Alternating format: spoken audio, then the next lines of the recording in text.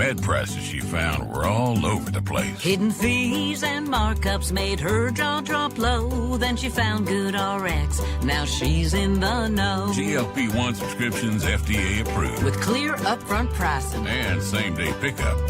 That's GoodRx, the no-nonsense way. Save time and money on prescriptions. Get to goodrx.com/weight loss. GoodRx is not insurance. Because facts matter. You are listening to WCPT 820.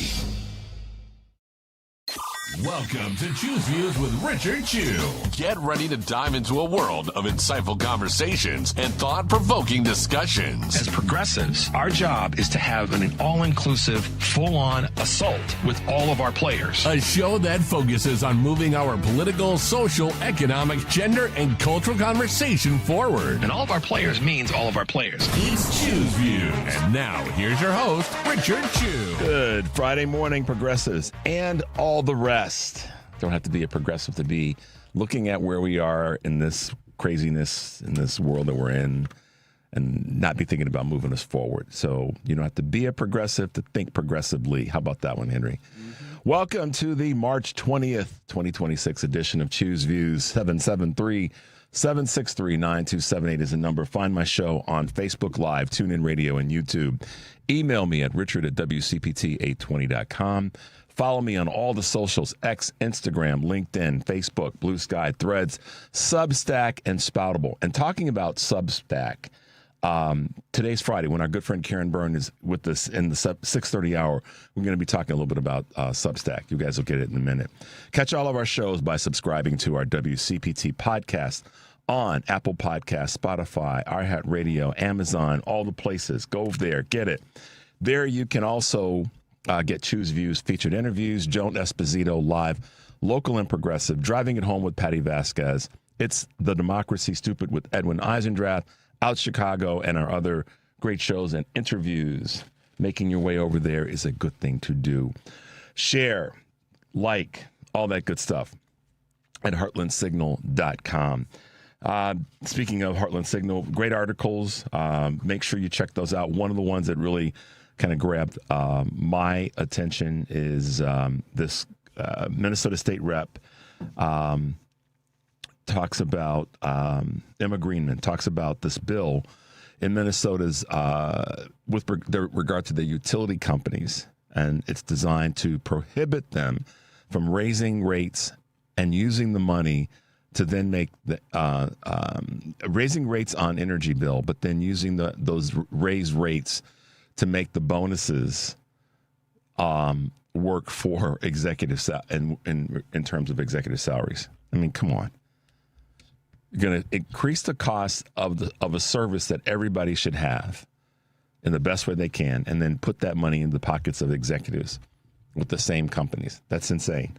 So check all the articles out that we have there at heartlandsignal.com. Great stuff, and you guys can share, like and share, as we always talk about.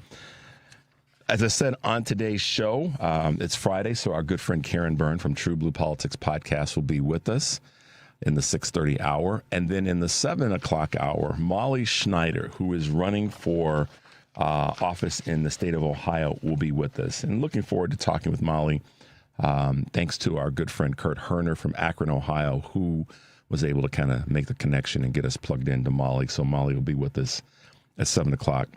And, we've been covering a lot of politics, and specifically elections, I should say, for the last few weeks. And we were fortunate enough to have one of the congressional candidates in studio with us recently, Shawn Ford, who won his race in a very, very crowded field, as well as Donna Miller won her race in a very, very crowded field.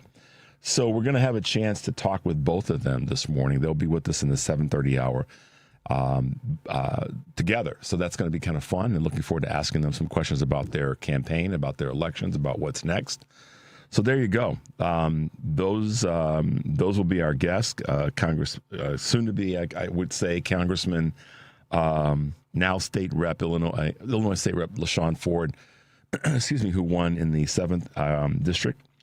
And Cook County Board Commissioner Donna Miller, who won in the 2nd District in Illinois. So there you go. Some good stuff happening.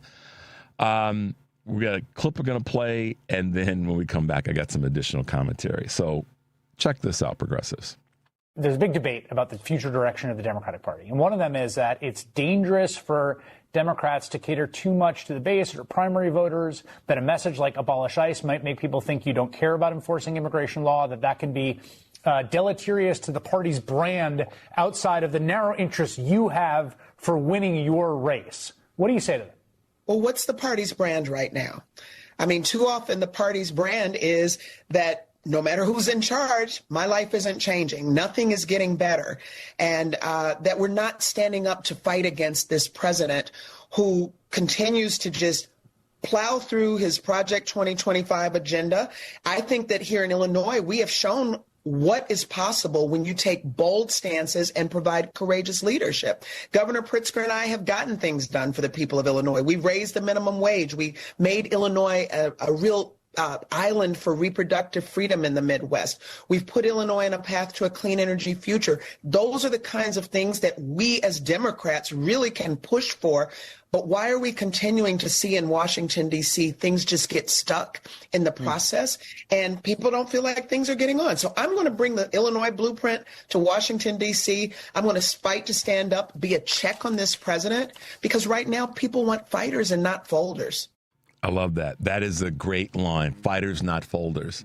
That's a clip of Lieutenant Governor Juliana Stratton on Chris Hayes on MS Now. I've been saying MS News. And Henry's been throwing me a lifeline. Andy's been throwing me a lifeline. No, it's not MS. They didn't have yet. Yes, Lieutenant Governor Stratton. Now, fighting now. This is what I don't know if you're Democrat, Republican, or Independent, wherever you sit on that spectrum or that scale, whatever you want to call it. I don't know anybody that would disagree with what she just said that's in their right mind, not being partisan, Henry. I mean, in all fairness, what she just said, I could be talking with somebody that's in the reddest district in the state, and they'd have to really work hard, like brainwash me. Almost Get Out, the movie Get Out, brainwash me. Yeah. To say that wouldn't be good for them. There's nothing. I mean, maybe somebody in an uber red district in the state that is totally against a woman having the right to choose. She gets pregnant, she's got to carry that baby to term no matter what. It doesn't matter. If the mother's going to die, the baby's going to die. Got to carry. Okay, so that person could be that uber red, which is none of my business, right? Okay. Outside of that, of what Lieutenant Governor just said, I can't find any reason why anybody in the state would be against her taking that philosophy to Washington, D.C. for the betterment of not just Illinois, but for the rest of the country. And that's not being political. That's not, I mean, that's why I laid it out by saying you could be in a red district, a blue district, or you could be independent. What she's talking about is universal to all Americans, at least we would hope. And other than, again, the issue that is such a hyperbolic issue, and that being a woman's right to choose, outside of that, I can't see why somebody would go, oh, no, I don't want there to be less expensive cost of this and more access to that. Mm-hmm. And when you juxtapose that against something that I just... When we had the clip, and of course, kudos to Lieutenant Governor Stratton, and we'll have her back on the show in the days and weeks to come. But when you juxtapose that against this is why I go, okay, come on, folks, get your heads right. Because the Pentagon, Henry, check this out. The Pentagon asked the White House yesterday for more than $200 billion, not million, $billion for the Iran war supplemental sourcing and funding. That's 200 with a B, y'all. $200 billion to basically fight a proxy war. They weren't. I know that some people, even some people that are kind of moderate Democrats, are saying, yeah, but they were aspirational about their intention to develop. And Tulsi Gabbard couldn't get the words out of her mouth during the hearing, that they had actual, real intelligence. It sounds like Condoleezza Rice sitting there in front of Congress, back in 2003, was it? I think 2003. No, 2002, whenever, leading up to the Iraq-Afghanistan war, where we have suspicions that they've got a nuclear weapon, and they're developing cake in the cake fueling or whatever it was called in Northern Africa. It's the same concept that we think, because we don't like them, or let me put it the other way, because we don't like them, we think that they got something that's going to harm us. And at the end of the day, 9/11 was a breach in security information being shared, not that, and they didn't launch any missiles and bombs. They snatched some planes, and now we fast forward, and TSA can't do the job that they were supposed to be doing because we won't pay them. How crazy is that, Henry? Yeah. We spent all this money and resource for TSA to be there to protect us, and now they won't pay them. It's just insane. And you could take a Republican or a Democrat or independent slant on this, but at the end of the day, right now, the Republicans run the House. Can't blame it on the Democrats. Democrats make their mistakes, but you can't blame it on the Democrats because this is a Republican issue. And I tie this back to the money that they're requesting, because here's the math. You guys know I always like to do kind of the financial part of some of these things that happen with our federal government and on the state and local level. But just check this out.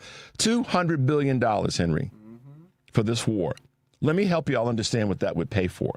$200 billion would pay for free college for every American. $10 daycare for children, child daycare, 1,000 new trade schools, not students, schools, and the 40% federal share of special needs education, done. It wouldn't, and it's not, it would pay for each, those individually. It would pay for all of them. Imagine what it would be like. So when you hear, frankly, any politician, but specifically Republicans say, "Oh, we can't have free college," that's a damn lie. We're gonna spend $200 billion on a war we don't need to be in the first doggone place. Y'all got to help me understand that. The math ain't mathin'. But one thing for sure is it's Friday and we got to take a quick break. The number is 773-763-9278. You're listening to Choose Views on WCPT AM 820 in Chicago and WARR 1520 AM and 103.5 FM. From Warren County, North Carolina, I'm Richard Chu. We'll be right back.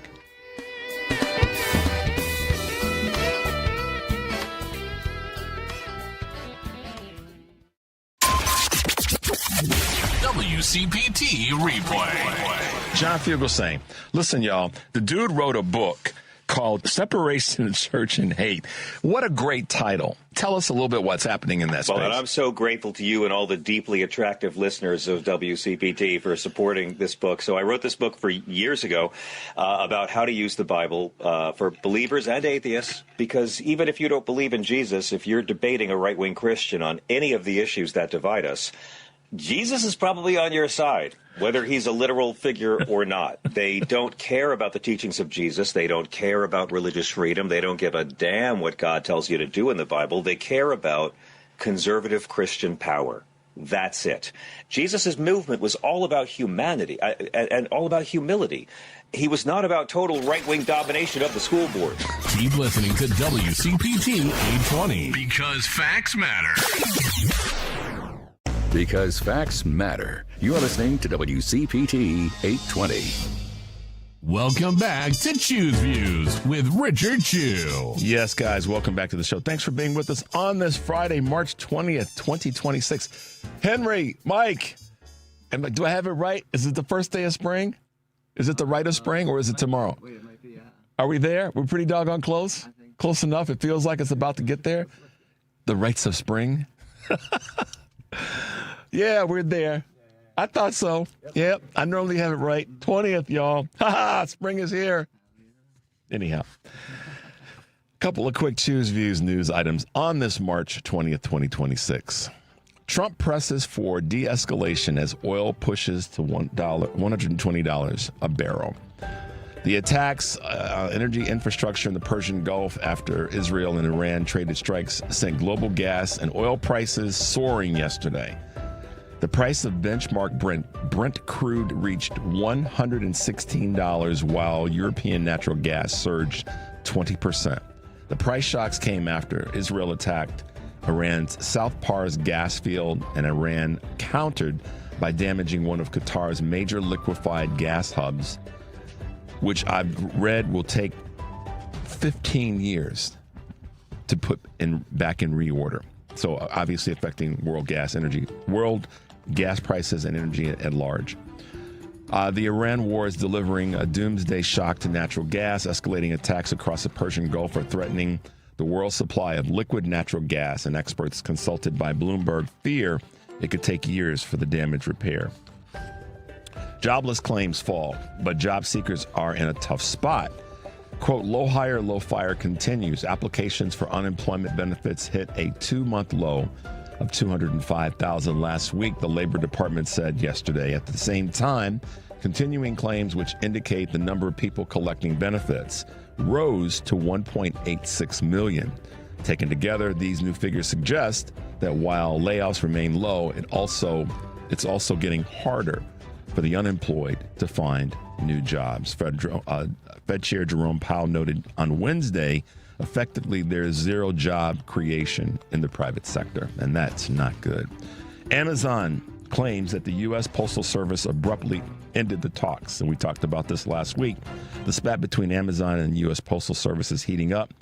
In a new blog post, the tech giant says the postal carrier abruptly walked away at the 11th hour of contract negotiations back in December. Several outlets reported earlier this week that Amazon was planning to slash its postal service usage for deliveries as the two sides have been unable to agree on renewal terms. And last but not least, those that are being mindful about their health, Eli Lilly's next-gen obesity drug advances in new trials. Eli Lilly's next-gen obesity treatment produces significant weight loss in type 2 diabetes patients. An encouraging result for a group that typically has trouble shedding pounds. The injectable retatrutide helped patients lose 16.8% of their weight over 40 weeks at the highest dose, and also decreased blood sugar by nearly 2 percentage points. It is known as Triple G. Sounds kind of gangster. It is known as Triple G drug because of it mimics a trio of appetite-suppressing hormones rather than just one or two like the other drugs on the market do. So kudos in that space. Whatever we can do to continue the conversation around helping us all get a little bit healthier is a good thing. So, all right, guys, I'm going to circle back to comments I made a moment ago about this money. Listen, pretty much everything is up. Here's some data from the U.S. Bureau of Labor Statistics. When it comes to the Consumer Price Index, the 12-month percentage change in the CPI as of the end of February, the food items are up 3.2%. Energy is up half a percentage point. All items less other than food and energy are up 2.6%, and all items in general. So the previous was all items less food and energy is up 2.6%, and all items in their entirety are up 2.5%. So up is up. The reasons, we could debate those all day long. We don't think we really have to go too far in that debate because we know why. If we go back a year, we go back 12 to 13 months, the tariffs were the first thing that started the process. Frankly, not getting along in Washington and having an administration that's creating all this turmoil and havoc and chaos, candidly, businesses can't operate in a stable environment. They just can't.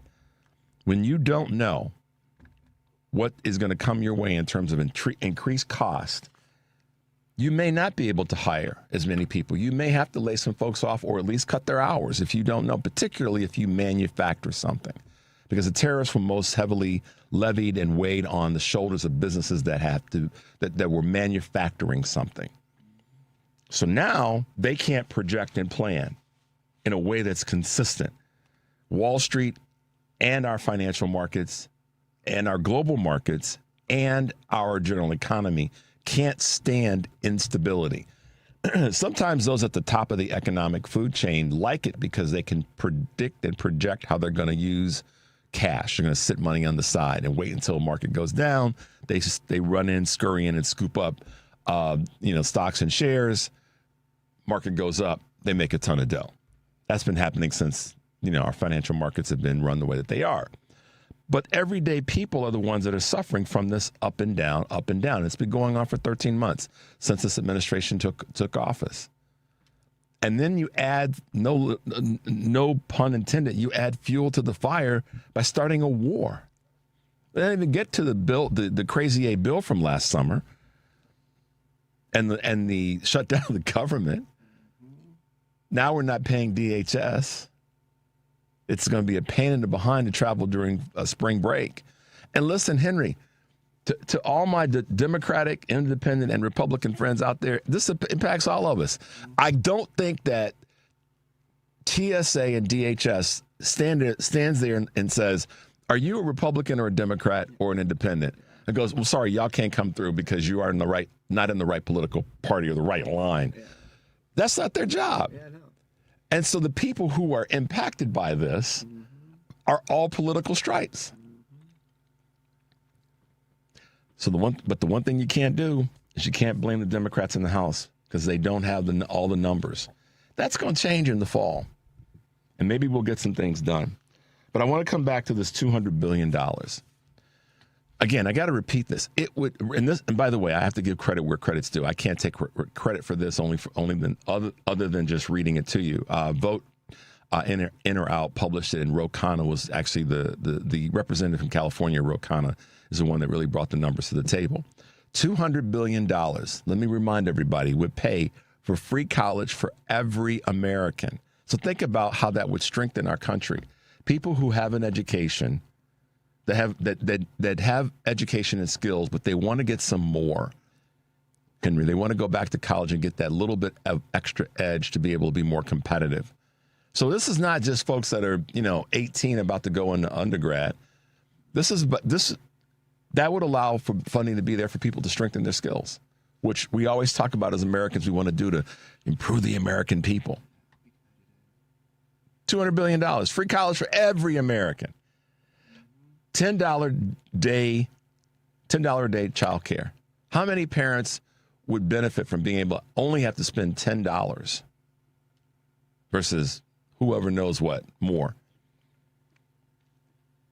Now, there's probably a category of people out there that say, well, why do we need child care and daycare when women who should get pregnant and have babies and they stay home and they raise the kids, they don't need to be out in society making money? I'm being a little sarcastic and snarky there, but we know that's in Project 2025 about the place for women in our society. 1,000 new trade schools. Henry, you realize 1,000 new trade schools, Mike, how many people who don't want to go to college but want to develop a trade? And listen, here's the thing about trade schools and skill development. That's not just or only guys and gals that want to go into plumbing or electrical work or carpentry and all that. This is now moving itself into technical skills that are computer technical skills. But we say we want to be competitive on the global stage, but they're asking for more money to go to this war.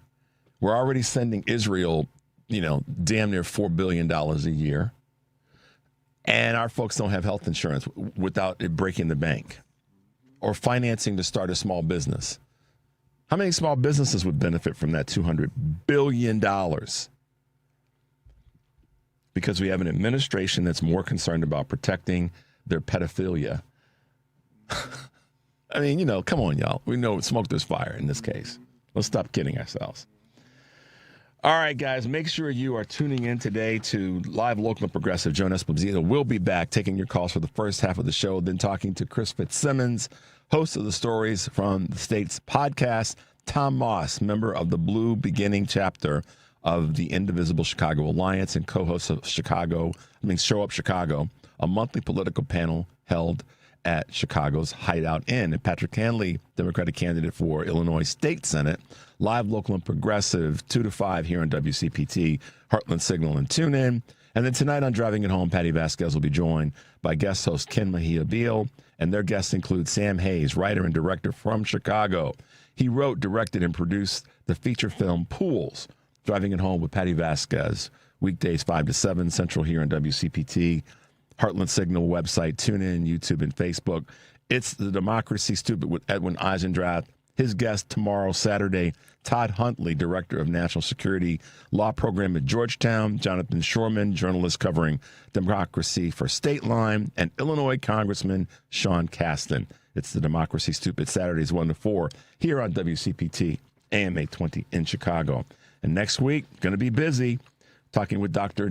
Jessica Hawk, a.k.a. My Teacher Face, Lavora Barnes of the Democracy Defenders, activist and human rights lawyer Qasim Rashid, our regulars Sarah Jones, Kurt Mullett, Karen Byrne, Kevin Schultz. There you go. Let's take a quick break. 773-763-9278 is the number. You're listening to Choose Views on WCPT, AM 820 in Chicago, and WARR 1520 AM and 103.5 FM from Warren County, North Carolina. When we come back, we'll be talking with our good friend Karen Byrne from TruBlu Politics podcast. We'll be right back.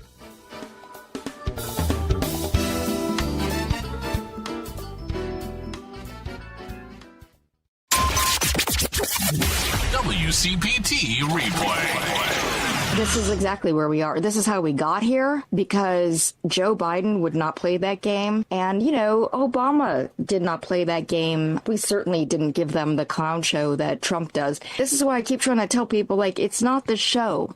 Mm-hmm. Don't take the rage bait. Don't be part of the show. This is how he got elected again. These people want him in there because he makes them money. He gives them fame. Everybody's paying attention right now. They didn't pay attention when Biden was in office, and he was getting so much done. But they didn't pay attention because it wasn't a clown show. There wasn't the opportunity for them to, cover him and put on a little show of standing up to him for a second and then become famous and write a book. Keep listening to WCPT 820 because facts matter. You're listening to WCPT 820. Here's the latest Chicago weather update. From the Weatherology Weather Center, I'm meteorologist Jennifer Wojcicki. Partial sunshine develops here for today. We'll see high into the upper 60s. Winds out of the southwest around 5 to 15 miles per hour, gusting as high as 20. And then for tonight, we'll have mostly cloudy skies with a low around 39. By Saturday, sunshine, high of 66 degrees.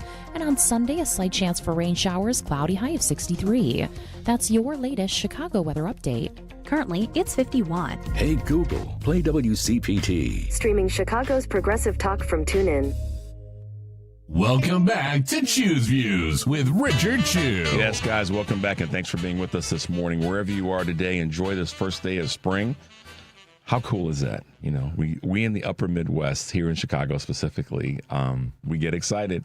It breaks 40 degrees, and we're excited, especially if it was 20 degrees the day before.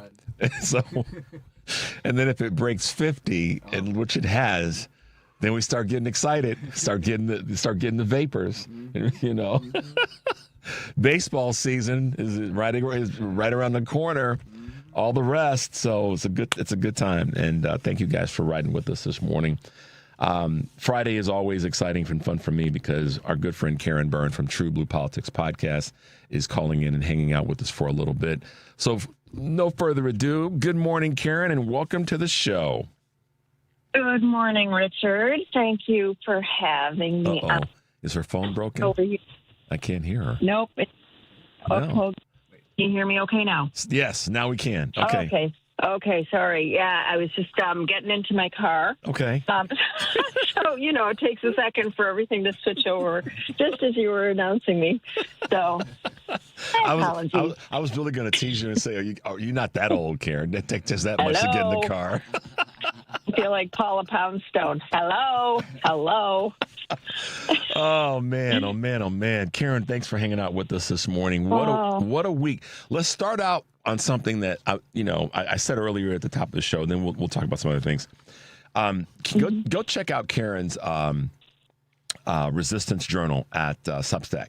Really, really great article on false equivalencies. Both sides don't do it, and there's a lot of people out there that have been using it, and it's a lot. Oftentimes, it's in the media, corporate media specifically, and more broadly, it becomes kind of a conversation that is the pushback from a lot of the pundits and sometimes the strategists and oftentimes the politicians who get caught when they do something or step into something that they shouldn't. And these hearings this last couple of weeks particularly have shown that the minute that a Democratic member of the hearing asks a question of one of the Republicans in the administration, candidly, when they get caught not being able to answer the question in a succinct manner, in a clear manner, what do they defer to, Karen? They defer to, Joe Biden, Barack Obama, Bill Clinton, right. Jimmy Carter, Franklin Delano Roosevelt did this. Right. And so it's these false equivalencies to try to say, well, they did it too. They're lucky. What about?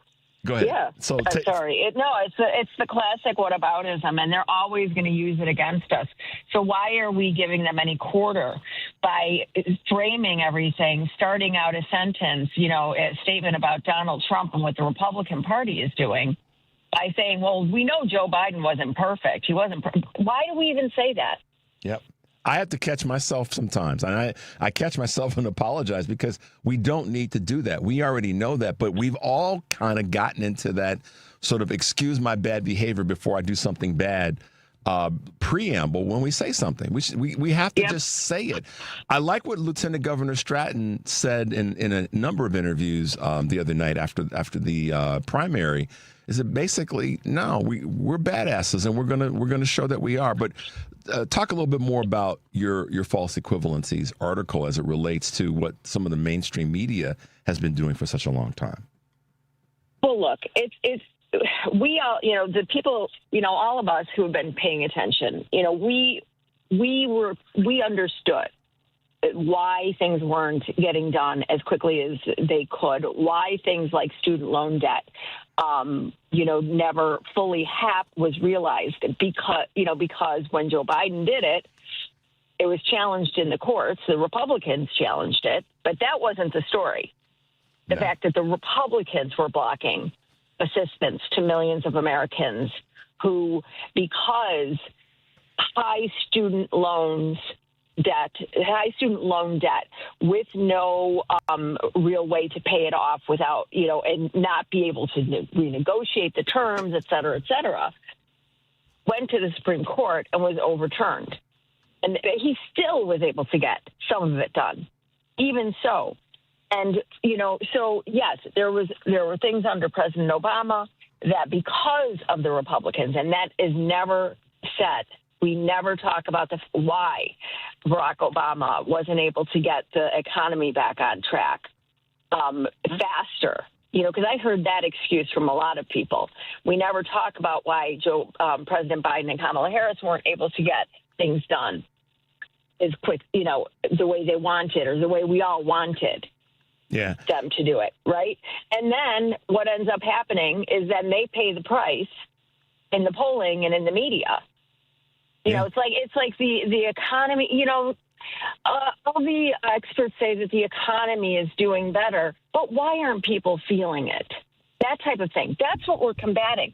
So why do we need the people on our side, the strategists, the pundits, to go out there and quantify every single statement when we speak about the accomplishments of previous Democratic presidents, when we all can go back and look at the data and we can see that the economy does better under Democratic administrations. We know that people just do better in general under Democratic administration. So why do we feel that when we speak of it, we have to start every sentence with, I know that so-and-so wasn't perfect. Nobody is perfect. Yeah. You know what happens, Karen, and again, I've said this a number of times. I have to catch myself because I've even, in a crazy way, sort of, I do that. And I work real hard to stop myself from starting a conversation or a presentation of something here on the show by saying, we know the Democrats haven't. And we do that because we've bought into it. As much as I even say we can't grab Republican talking points, this is a partisan moment. We have to be willing to be partisan and say we've done a lot better, and it's quantifiable. The numbers are there. I can go down that path real easily. And we just look at what I reported earlier about these increases. A year ago, these numbers were different. A year and a half ago, 2 years ago, these numbers were different. And as it relates to what Trump ran on, candidly, he ran on the things that are all failing. All of them are failing, not some of them. Even immigration. I saw a news report the other day that said, a lot of people are unhappy with what's happening with immigration, and that and they tried to turn it into one of the hearing responses from Mark Wang-Mellon about what Biden didn't do. And I'm like, well, hold on a second, player. We once again know that there was a bill heading to Congress. That's right. In the fall of 2024, leading up to the election, summer of 2024 fall, that would have moved us even further along than we are now. And who wrecked that bill? It wasn't the Democrats. It was the Republicans. No, it wasn't. It sure was. And so this is one of those moments where we can go back and look at so many things that there isn't a both sides do it. There's data that backs up to show that there never was a both sides do it on a number of topics. And so, but I look at it as an opportunity. As much as you and I can throw fastballs at this, I look at it as an opportunity. And I'm going to pivot to the primaries because we got to talk about that. We have some we have, Karen, you know this, we have some great people on our political bench. We just do. Yes. With better ideas and better ways of getting things done. Now, we know that the races in many of the congressional races here in Illinois were very, very competitive. We know that the race for Durbin's old seat is very competitive. Yep. But at the end of the day, we had people who fought hard to win, and we've got some top people that are going to be heading to Congress. What are your thoughts about the primaries? Well, I'm thrilled. I'm thrilled with the way everything turned out. There was one race that I kind of was leaning to somebody else, and they didn't get it, but that's okay. Neither here nor there.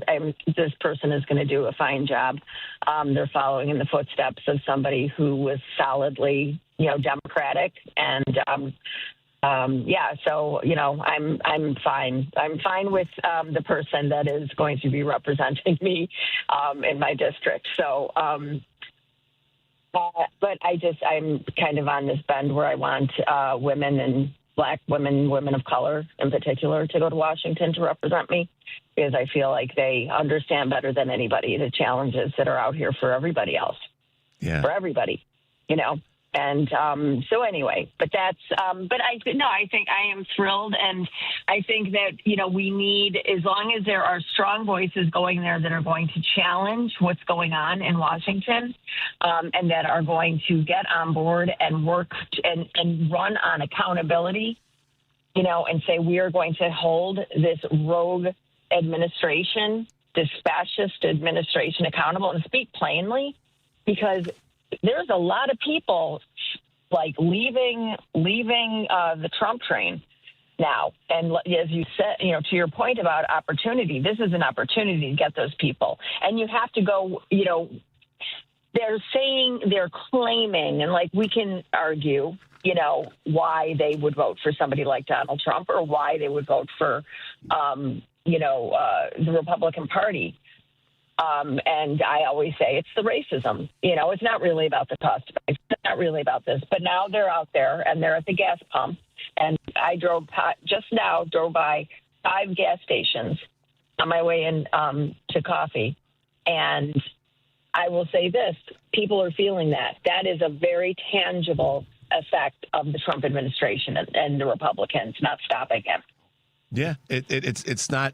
This is why we have to take advantage of this opportunity, which is we know that the Republicans haven't done what they should be doing, what they're constitutionally required to do, and that's to be a check for the administration. It's one of their primary duties.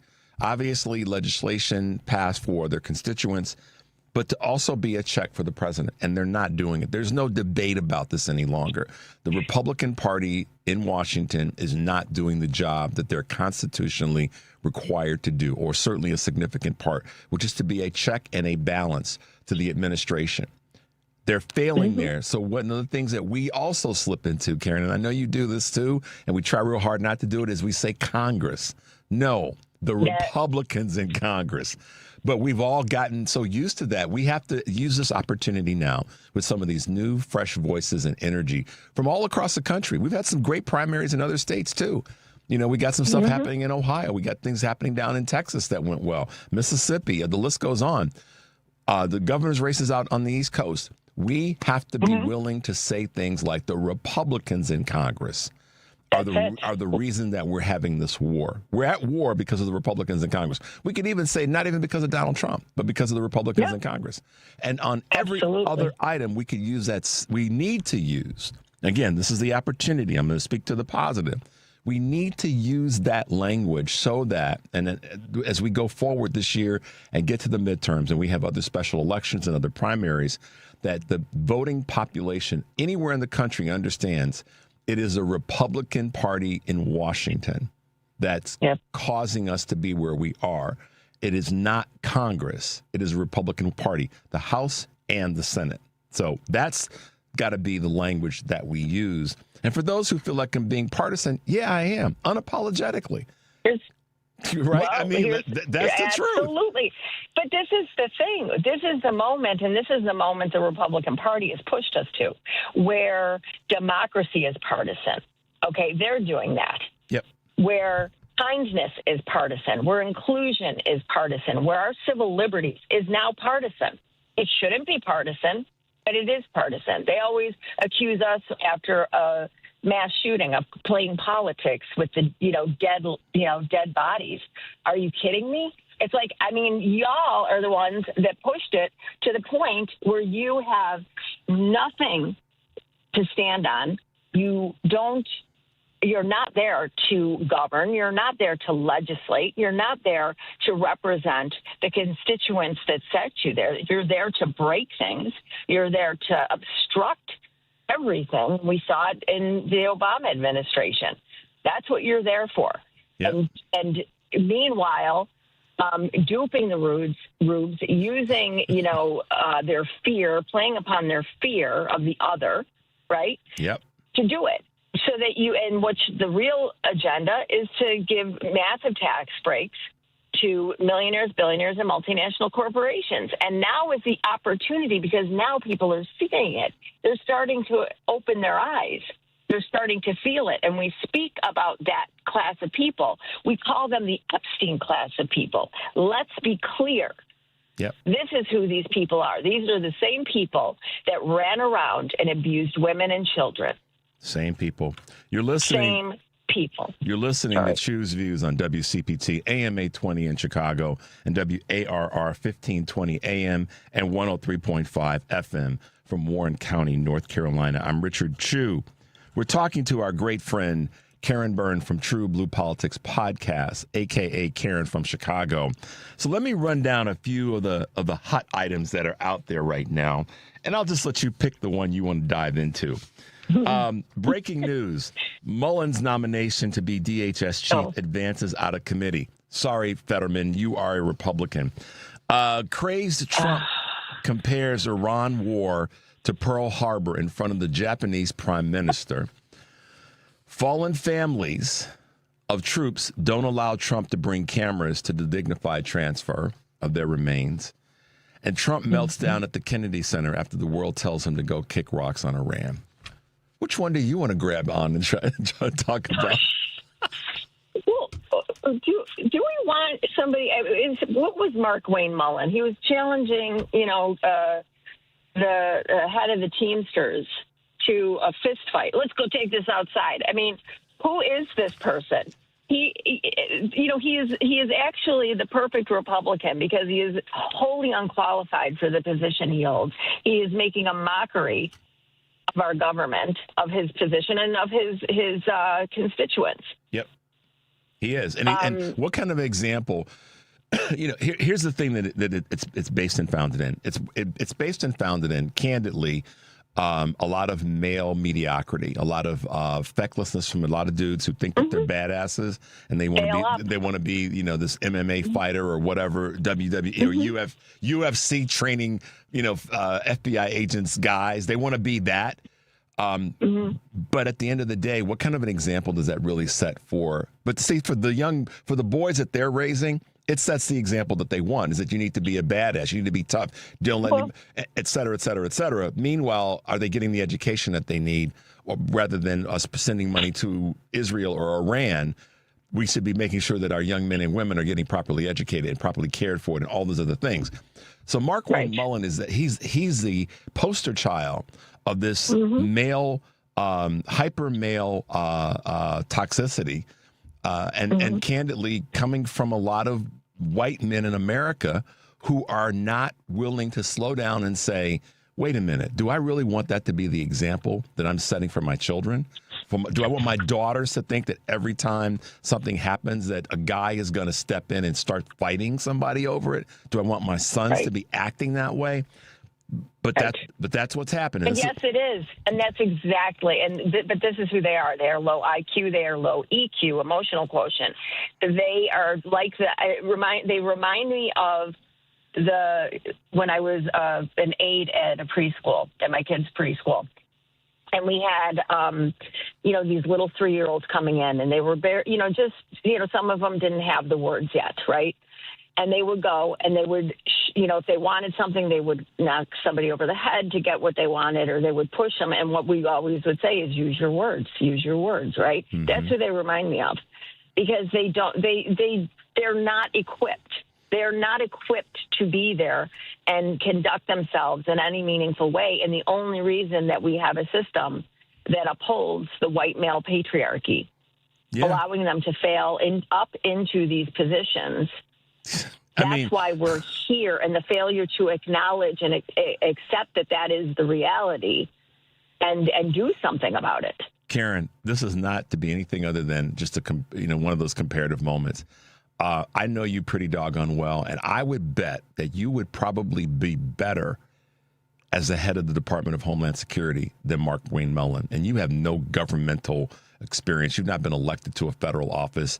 Et cetera, et cetera. I could go on about what you don't have, but what I do know you have is common sense, you have compassion, and you are willing to build a team of people around you to get the best of the best, to get the outcomes that are going to be right for the most amount of people. I would throw your hat in the ring before I throw this punk's hat in the ring. Seriously. Okay. And I'm not just saying that because we're friends and colleagues. Well, but he's failed. And likewise, Richard, honestly, at this point, my 7-year-old grandson would be better qualified. I'm just going to say. At least he'd raise his hand and say, I'm not quite sure what that means, but can somebody help me? He wouldn't get all Brody and I know everything about everything. The bar is so low. That's where we are, and it's so sad. And every day it feels like a 5-alarm fire. Without a doubt. Talk about this just disgusting display by the dude in the White House when it comes to the Japanese prime minister and talking about this war in Iran compared to Pearl Harbor. What a Lord have mercy. Look at him and his history, but it's like, well, would you have told me? It's like, dude, what are you talking about? First of all, you weren't even born. You weren't even born. Oh my God, it is just such an embarrassment, and I just feel that now is the moment. This guy is domestically terrorizing people here. He's going around destroying things, jobs. You were talking about this insecurity that's out there now, financial insecurity. I mean, in my industry, I'm feeling it. I'm feeling it personally. Yeah. And it is a matter of time. If you're not feeling it yet, just wait. It's going to hit everybody, and it is hitting everybody. Yes, that's the thing. It's not going to, Karen. It is because of so many different things that people that do that we don't even know about that have gone up in terms of price, in terms of their access, in terms of their mobility. And like you just said about you driving past or however many gas stations you drove by, and it's already there. Over $4, and they were under $3. 2.5 weeks ago, there was one I kept my eye on. It was $2.70. Right when all of this stuff started. And then it moved up in a matter of a week to $3.79, and now it's over $4. It's about $4.25 now. Yeah. Just the failure keeps happening. But for me, when I saw that situation in the White House where he makes this comment about the war and notification and letting the jet right in front of the jet. I mean, listen. So I want Americans anywhere in the country that you're listening to today's show. I want you to understand there's a reason that we have decorum as part of our sort of comings and goings with people. And on the political stage, one of the reasons that it's necessary is that you want to be able to have your allies be able to know you're dependable and that they can do things for you when needed. It's a fair exchange. But decorum is one of the things that allows for that to be there.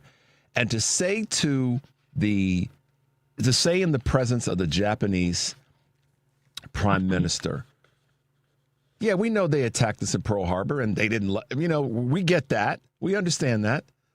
They attacked us and we followed up pretty heavily. Well, but the fact that you would say that and you weren't even alive, the lack of cognition on that. He wasn't even was he alive? I think he was born in 45. So, okay, we'll split the hairs on this. Maybe Henry and Mike can correct me on that. But he was a bit. No, it's nonsensical. To disrespect her like that in front of her, I wonder if he had done it if he had been a man. Oh, my gosh. But, Richard, you talk about opportunity. The world is watching this. And so what I'm hearing more and more with international leaders now is that they've had it. They're not giving any quarter in the way they speak about this person. And, the people in the Irish Parliament, the people, in the British Parliament are now calling to task their leaders and saying, look, stop with the go along to get along. Stop with the business as usual. This person is not usual. This person, we know who he is. He is rogue. He is dangerous. He is punitive. And we need to treat him as such. We don't treat him as an ally anymore. We've been allies and not with the United States. He is not an ally. So he is not welcome to state dinners. He is not welcome in our country. And, I know that we're not a part of the ICC, but my God, this country, this administration is committing war crimes as we speak. Yep. And asking for more money. They're asking for more money, and they are committing human rights violations right here in the United States of America and on the international level. At what point does the international community stand up and hold him accountable? Please do it. Yeah. You get the backing of the vast majority of the American public. Without a doubt. Karen, it's interesting. We got to wrap up, as you well know. Yes. But I think more and more people, and I hope that this is right. I hope more and more people are starting to see that there are some cracks in MAGA, see that there's some cracks in the support systems that have been there for them. I don't know that to be evidentially correct, but this is one of those times where we're hoping that that's the direction. But irrespective of that, we have to keep pushing forward.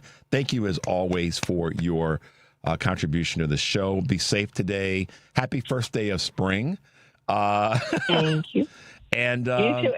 We'll talk. It's feeling a little bit more like it. So, there. yeah, everybody have a wonderful, safe weekend. And new episode of TruBlu Politics podcast drops on Monday. You got it. Check it out wherever you get your podcast. Sounds good. All right, Karen, thanks for hanging out with us honey. this morning. Be safe. Have a great one. You too. All right, you too. Guys, let's go to a quick break. 773-763-9278 is the number. You're listening to Choose Views on WCPT, AM 820 in Chicago, WARR 1520 AM, and 103.5 FM from Warren County, North Carolina. I'm Richard Chu, and when we come back, we will be talking with candidate in Ohio, Molly Schneider. I just want to get it right one time. Molly Schneider will be with us when we come back. We'll be right back.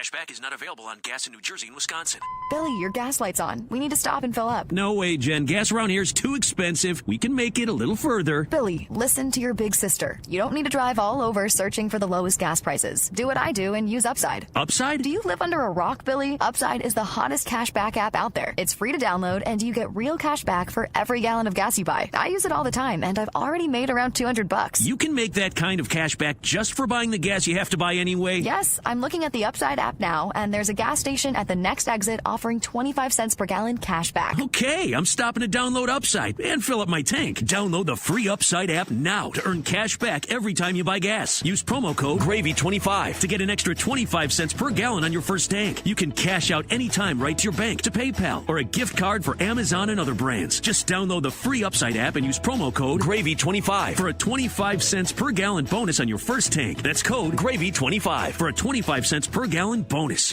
This is a WCPT Veteran Minute. In 1939, when Europe was on the brink of war, a single mother was bringing Jewish refugees into her home, teaching her two daughters to help others when you can and fight injustice. Freddie and Schross Alferstegen took their mother's advice to heart, joining their mother in distributing anti-Nazi newspapers and pamphlets for the resistance, a dangerous act when the Nazis invaded the Netherlands. But with the girls being young, Freddie being only 14 and Schross being only 16, Nazis were less likely to suspect them to be working for the resistance. This is most likely why in 1941, a commander of the Haarlem resistance group to ask their mother if he could recruit Freddie and Schross. Their mother and the girls agreed and were given basic training, and within 2 years the girls were bringing Jewish refugees into hiding, working in emergency hospitals, sabotaging bridges and railway lines, and killing Nazis, sometimes ambushing them from their bicycles. Despite the Netherlands not wanting to acknowledge the girls' achievements, their contributions to helping the Allied powers will never be unnoticed. Amazon Business empowers leaders with smart business buying tools, leaving time to focus on strategy and growth. Free up your teams and focus on your future at AmazonBusiness.com. This is 820 AM, WCPT Willow Springs, and streaming worldwide at WCPT820.com. We are Chicago's progressive talk, where facts matter. Now, your WCPT 820 weather update. From the Weatherology Weather Center, I'm meteorologist Jennifer Wojcicki. Partial sunshine develops here for today. We'll see high into the upper 60s. Winds out of the southwest around 5 to 15 miles per hour, gusting as high as 20. And then for tonight, we'll have mostly cloudy skies with a low around 39. By Saturday, sunshine, high of 66 degrees. And on Sunday, a slight chance for rain showers, cloudy, high of 63. That's your latest Chicago weather update. Currently, it's 50. I didn't ask to be thrown in the streets with nowhere to go, but I did ask for help, and Covenant House was there for me. 1 in 10 young adults will experience a form of homelessness this year. For these kids who didn't ask to be put in this unthinkable situation, Covenant House is there, providing hot meals, a safe place to sleep, medical care, and love. They just really genuinely just wanted to help me succeed, and I'm succeeding.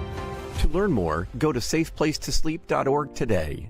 WCPT 820, Chicago's progressive talk, where facts matter.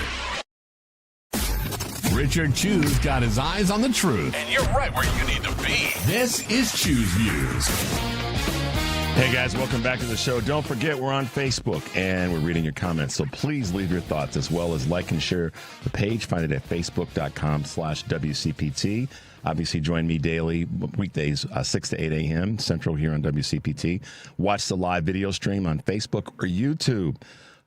Choose Views, featured interviews, full episodes. You can get all that at Spotify, Apple Podcasts, TuneIn, iHeart, YouTube, Amazon Music. Choose Views /podcast. There you go. Heartlandsignal.com, I should say, /podcast. Check it out.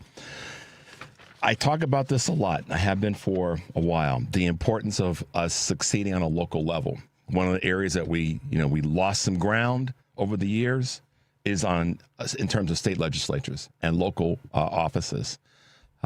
People have often said, run for something, wherever it might be.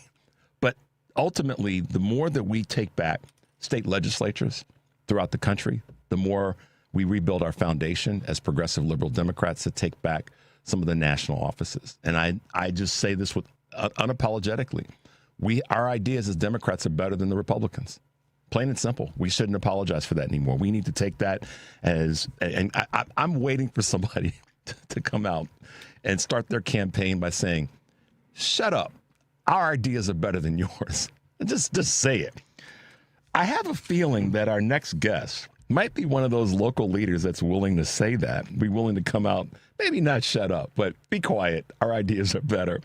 From Ohio, and one of our great friend Kurt Herner from Akron has helped us so many ways in getting different people in Ohio on the show, just like Kurt Mellett from Indiana has done.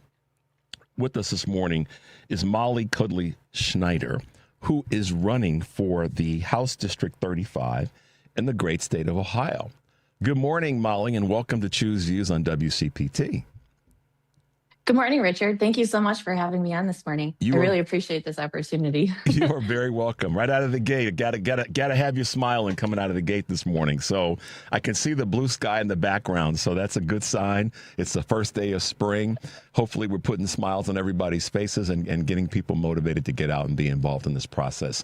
So how have you been rolling these last few weeks? I know with the campaign and your election's in May? Am I right about that? It is in May. Okay. Yes, it is Tuesday, May 5th.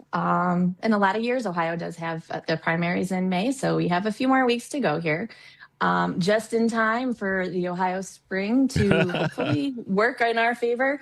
But it could also be very much snowing all day on election day. So you never know what you're going to get. In the upper Midwest, that's always the case. Absolutely. We might get slammed. The weather patterns could change in a heartbeat. But when we talk about that as an issue, environment's an issue. Climate's an issue. And I know that that's one that's near and dear to you as a mom. And whether you were a mom or not, I know that would be important to you because of your involvement in the community. Talk a little bit about some of the issues, Molly, that are really driving you and leading you in terms of this campaign and this race.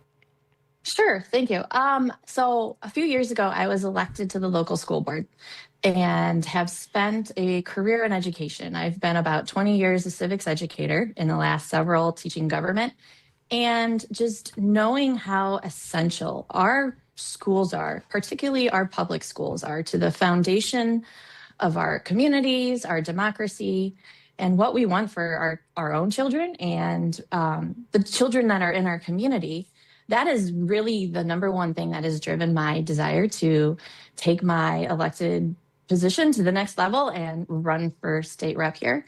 And so many of the other issues that I think voters are facing, not only in House District 35 here in Ohio, but across the Midwest, is affordability issues. And in recent years in Ohio, that has kind of become an issue with property taxes and how much has been relied on with the local communities versus the state taking responsibility.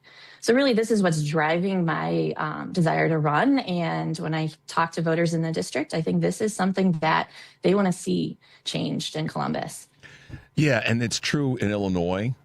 We happen to be a blue state, and we've got great state legislatures that are part of what we've been able to succeed in doing. Actually, one of the people that won a congressional primary is a state senator that'll be with us later in the show, Shawn Ford. But like you, understands the importance of getting things done on a local level.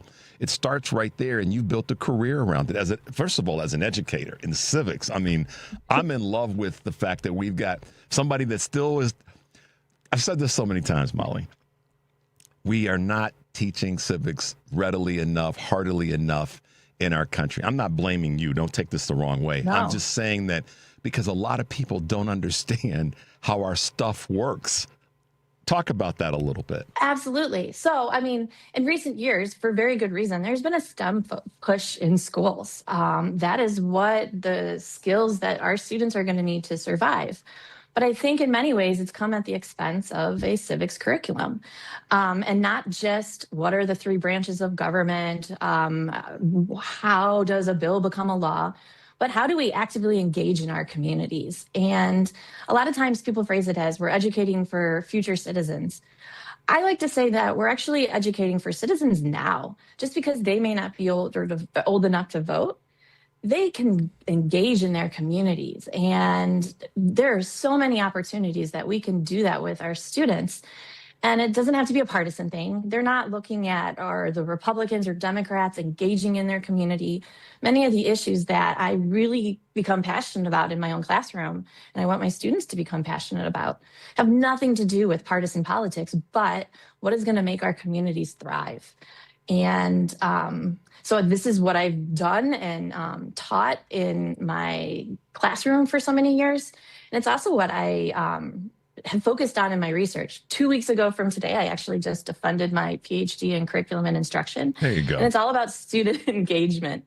And I think what I'm doing with my students can easily translate to our communities as well. Do you feel that, well, let me put it this way. A lot of people are saying that, we do things for our children's future, et cetera, et cetera. Well, I look at it and say, what? It doesn't just have to be that. And I'm kind of taking a little bit of lead from what you just said a moment ago. We're all going to be here for a minute. I don't plan on going anywhere for the next 25 years. So if I take an 18-year-old that'll be 43, I still want to be able to be viable in 20 years. So I think we maybe have to change the narrative a little bit. It's not just for our children. It's for us right now. And hopefully we're going to be around as our children evolve and grow and become those citizens that you talk about wanting to see as part of our civic engagement. Absolutely. I mean, it is not only what we can do, but it's that collaborative effort. You don't participate in society by yourself.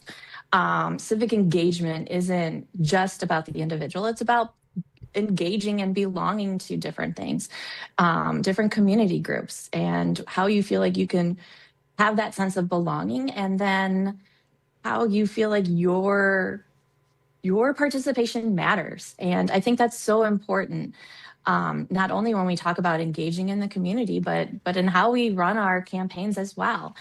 This isn't an individual effort on my part. This is a organized effort that I am working with people that have spent years in the community doing the hard work because they care about their community, not just the schools, not just their own individual experience, but they move to these communities throughout the district on purpose because they have that sense of belonging and pride. And to give back, I think, is wonderful. No, and you have been, obviously, teachers and educators are some of the most cherished people in my life, and librarians, because the selfish moment is I still have these great memories of being in the library growing up and getting outside. I'm talking about not just the library at school, but the library that was a public library. And when I think about that with someone like you, who's an educator and is getting into politics on a broader level, how do you take that energy, that thought process, and help it be part of your political strength? I think it's because I value hearing all voices. I think that is something that clearly has to happen in the classroom and school policy. And it's not about passing the Democratic agenda or the Republican agenda, but what is the agenda that's going to help most of the people most of the time? And maybe that's not something that I'm going to directly benefit at this moment, but I know that the majority of my community is going to see value in that. And one day too, I will be impacted by that. So I think just understanding the purpose of consensus building and working together for a shared goal is something that I think has developed in my career as an educator. And as a side note, my mom is a librarian. She is retiring this year. from a few decades as the elementary school librarian, but even before that, she worked at the public library. So I think they also play a very important role in our communities, not just for the sake of books, but what other services and community events occur at those locations as well. Without a doubt. I mean, I completely appreciate that, and kudos to your mom for the years of service that she put forward. Tell us a little bit about the geography of your district that you're running in. Yeah, so this is a relatively newer district. I believe this has only been in existence for one previous election cycle before this, with the way that they've been redrawn and redrawn again and again. It comprises of the corners of 3 different counties, which makes it kind of fascinating that you are dealing with a lot of issues that are the same, but at the same time, each community is going to have their own interests and what they view as important. And each county, even though they all intersect and all share a corner, the way they view their politics is going to be different sometimes. So I think it's making sure to understand that dynamic between the 3 different counties and listening as much as possible and doing what's best for as many people. Yeah, without a doubt. You're listening to Choose Views on WCPT, AM 820 in Chicago, and WARR 1520 AM and 103.5 FM from Warren County, North Carolina. I'm Richard Chu. We're talking with Molly.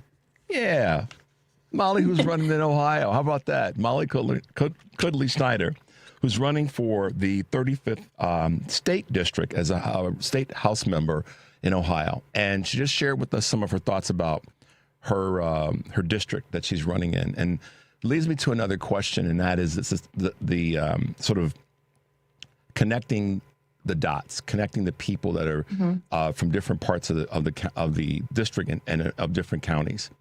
So with there being that kind of diversity of thinking and backgrounds and all those sorts of things, a lot of times one of the biggest challenges for a political candidate who then becomes the winner of a seat on the state level or congressional level is they may have to tack in a different direction than what they may have run on.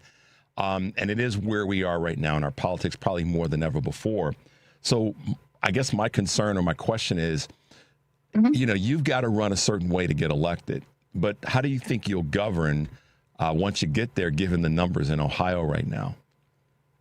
Yeah, that's a great question. And I think of something that Governor Andy Beshear said one time in an interview, and it's that idea that I am always going to stick to my principles and what I believe is right and important. But for most of the time, I'm going to make the decisions that is best for what my constituents and residents in the district need at that moment. So if it does mean that I have to compromise in a way that may not necessarily be what I first originally started off saying, but I know that it's going to bring the most benefit to the residents and my fellow community members, I think that's an important decision to make. And I think also to justifying the reason why. Don't shy away from why you made that decision. And I think people appreciate that. I think people appreciate decisive decision making versus that wishy-washy, I want to take a stance, but I don't want to upset these individuals. So if you come out and just own it, I think that's really respected by so many people. Yeah, I agree with that. The part, particularly the part about just coming out and owning it. It's kind of like if you make a mistake, apologize. I use a phrase on the show a lot, clean up on aisle 7, when I say something that wasn't wrong, but it wasn't it could have been stated better. And in some cases wrong. I was wrong. I made a mistake. Let me clean it up and go forward and own it, because everybody recognizes that we make mistakes and we got to clean up on aisle 7. You know, so I think that's it'll be appreciated, as well as you drawing a line in the sand and saying, no, I don't believe in that. I don't stand for that.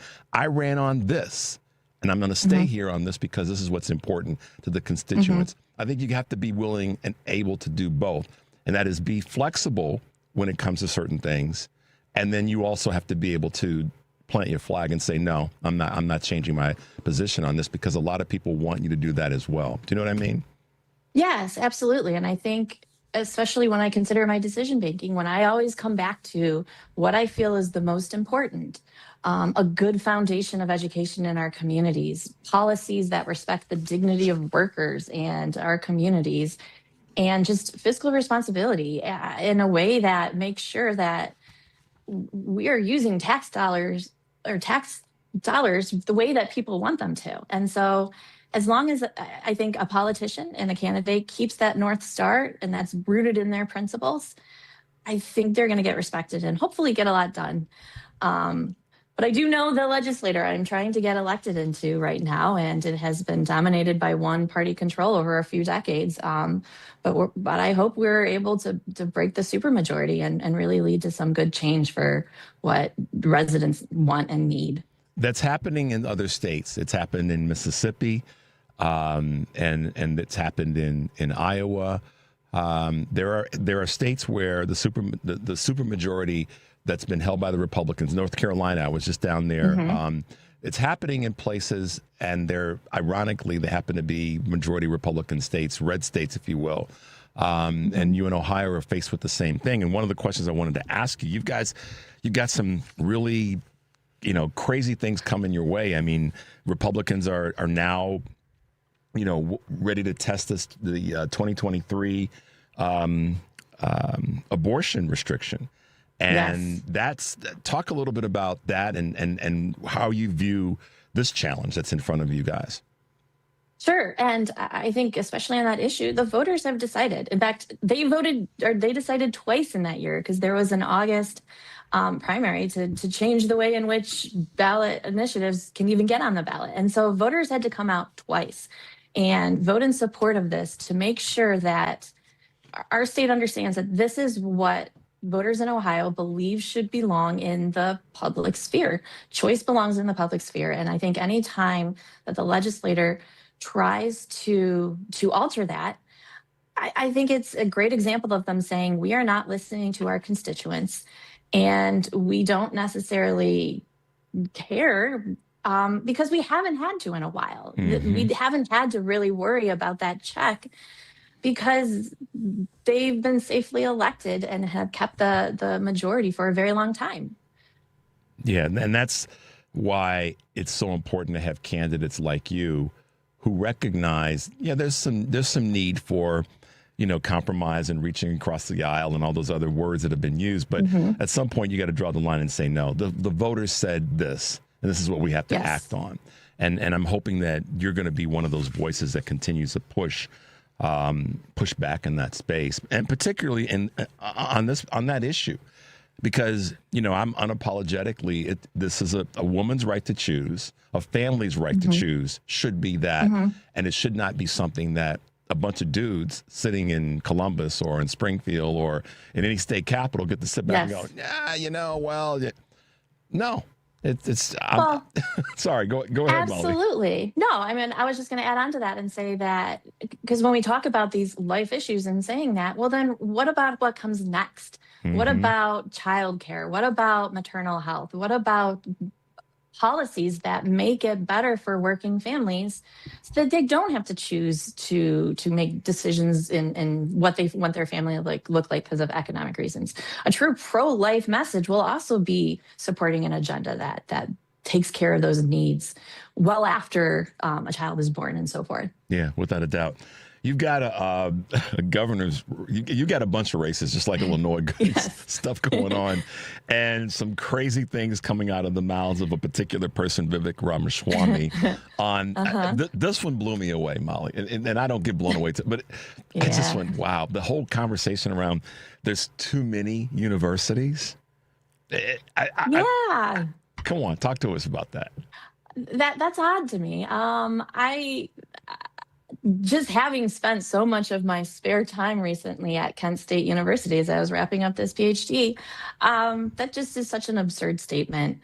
Not only are more public institutions going to provide more opportunity for our students who will then want to stay in Ohio, add to our economy and be part of that, but think of everything that universities do, the type of programs they offer, not just for the students, but for the communities as well.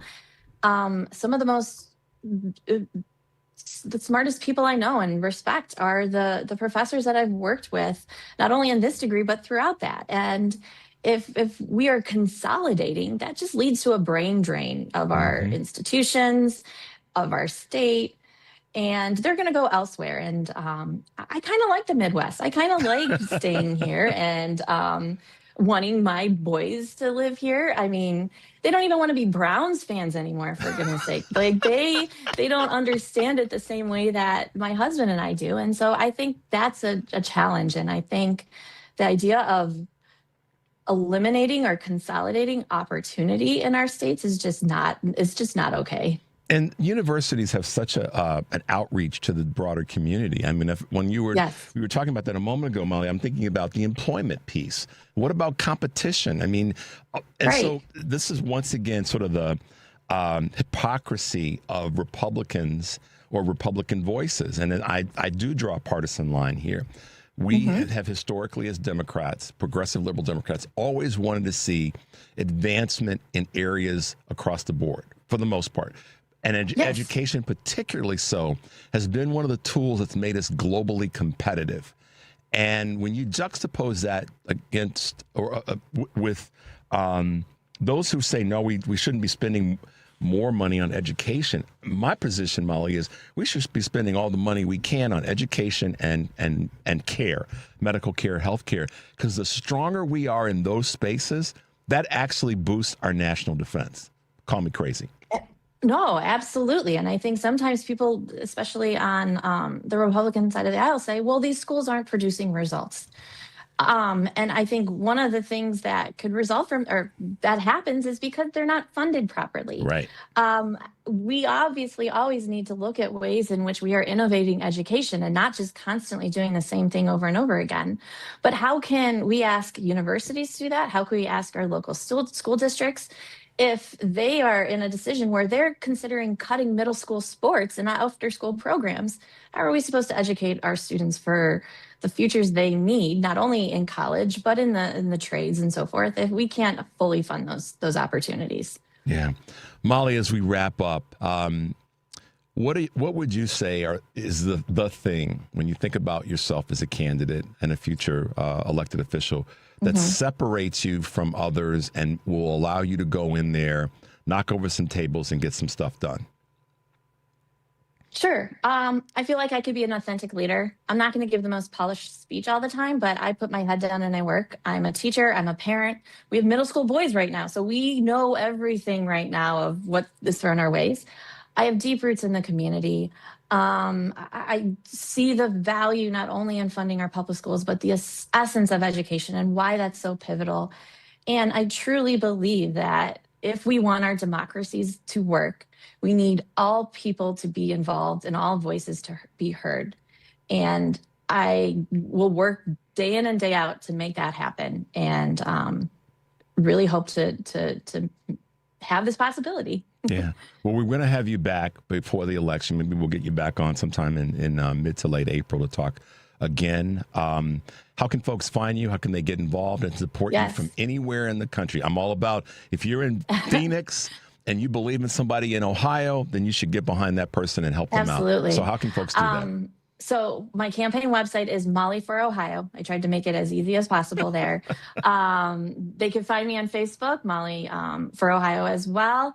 I just started dabbling into the blue sky world. We'll see if this takes off. It's kind of fun, but at the same time, it's new, so we'll see. But yes, definitely Molly for Ohio, both on my website and on my Facebook page. Fantastic. Molly, we wish you all the success. Like I said, we look forward to trying to have you back on sometime in mid to late April before the election. Keep fighting hard. Happy first day of spring, and thanks for being with us this morning. Thank you so much, Richard. I really appreciate this. Absolutely. Have a great day. We'll talk to you soon. Awesome. All right. Yes, thank you. Bye-bye. Bye. Guys, let's go to a quick break. 773-763-9278 is the number. You're listening to Choose Views on WCPT, AM 820 in Chicago, and WARR 1520 AM and 103.5 FM from Warren County, North Carolina. I'm Richard Chu. When we come back, LaShawn Ford will probably be with us, and very possibly Donna Miller. Stay tuned. We'll be right back.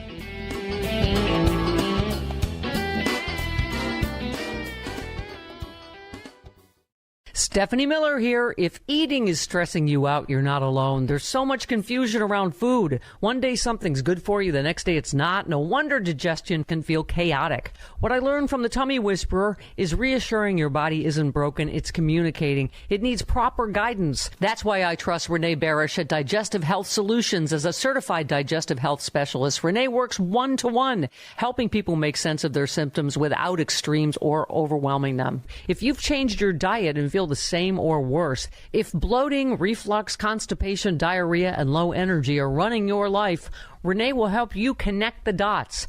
Digestion will calm down, food can feel easy again, and you don't have to figure it all out alone. You've got the Tummy Whisperer. Learn more at thetummywhisperer.com or call Renee at 847-207-2034. One more time, that's 847-207-2034. Let's get you feeling better. This is Tony Moret. I'm an estate planning attorney who drafts living trusts and wills for my clients. You have probably heard my ads here on WCPT for the last few years. Your fellow listeners, when we have completed their plans, say, I wish I had done this sooner. It wasn't nearly as hard as I thought it would be. We can complete your estate plan within 30 days or less. There are certainly decisions that need to be made, but my 30-plus years of experience will help guide you through this process. There may never be a perfect time to start, but whenever I'm asked when is the best time, my answer is always the same. Now is the best time, while it is on your mind. Being able to tell your family that you have an estate plan in place, that all the details have been taken care of, will be a great relief to both yourself and those you care for the most. Our initial consultation is without charge, and there is no obligation. My phone number is 847-996-0496, and my website is moretlawoffice.com, spelled M-O-R-E-E. I look forward to speaking with you. You're listening to WCPT 820. Here's the latest Chicago weather update. From the Weatherology Weather Center, I'm meteorologist Jennifer Wojcicki. Partial sunshine develops here for today. We'll see a high into the upper 60s. Winds out of the southwest around 5 to 15 miles per hour, gusting as high as 20. And then for tonight, we'll have mostly cloudy skies with a low around 39. By Saturday, sunshine, high of 66 degrees. And on Sunday, a slight chance for rain showers, cloudy, high of 63. That's your latest Chicago weather update. Currently, it's 54. This is WCPT 820, where facts matter. He's not here to yell. He's here to inform and maybe stir the pot.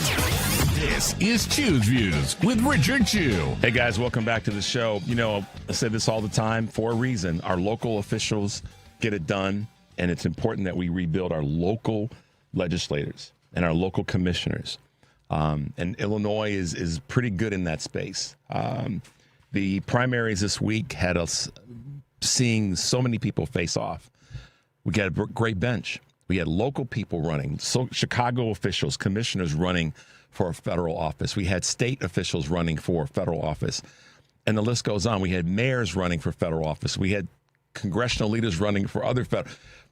Illinois, Mayor Johnson said something a few weeks ago. We're built differently here in Chicago. We're kind of built differently here in Illinois. And Molly would agree, who was just on with us from Ohio. We're built differently here in the Midwest.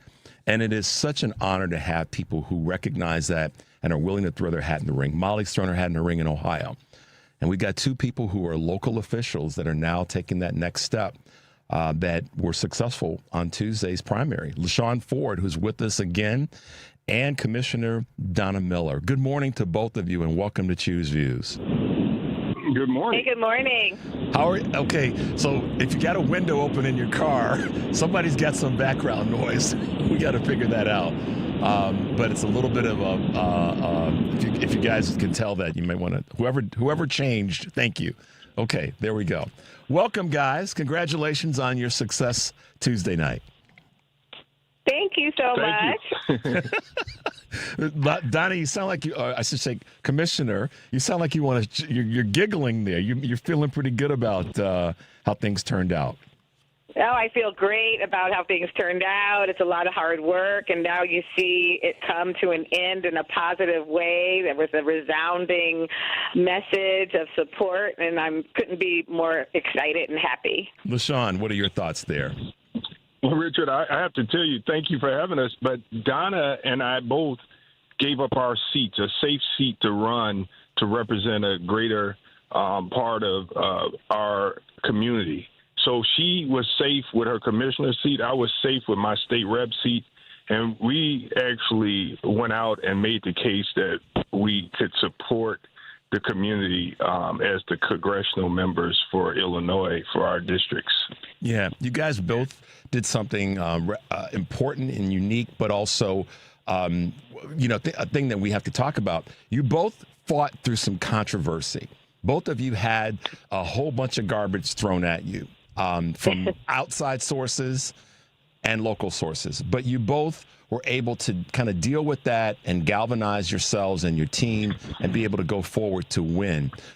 Donna, we'll start with you. I mean, you caught some hell, frankly, and you pushed forward and won. What was it like for you? What went through your mind in those quiet moments when you said, okay, I've got to figure out how to deal with this and represent what I believe in? Well, yeah, and that was really what it was, staying true to the message, talking about things that mattered to the constituents of the 2nd District, talking about the work that I've done in the past and what work I will continue to do, which drove me to want to even run for the seat in the first place. I want to continue to work. I want to make a difference. And getting those attacks was, it was hard to hear people, unknowingly and without real facts of their own to speak against you.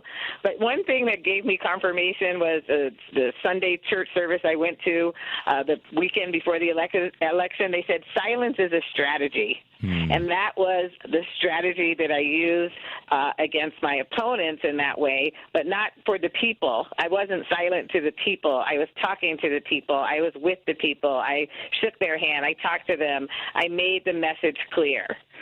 Yeah. LaShawn, what was your way of working through some of the craziness and things that came your way?